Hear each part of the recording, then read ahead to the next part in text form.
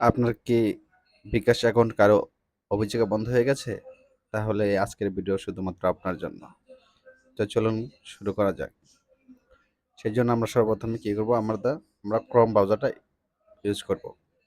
Chrome ব্রাউজারে search বারে গিয়ে লিখব আমরা bikashlive.com। bikashliveChat.com এ আমরা ক্লিক করব।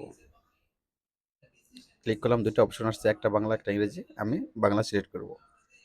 বাংলা সিলেক্ট করে সেখানে লিখব, হ্যাঁ বাংলা সিলেক্ট করলাম। এখন তিনটা অপশন আছে, নতুন অফার সংগ্রহ, নতুন service, pin receipt, customer service. আমি কাস্টমার সার্ভিসে ট্যাপ করব। কাস্টমার ট্যাপ করার পর আপনি কি কাস্টমার প্রতিনিধির সাথে কথা বলতে চান? হ্যাঁ, আমি এখানে হ্যাঁ ট্যাপ করব। হ্যাঁ, আপনার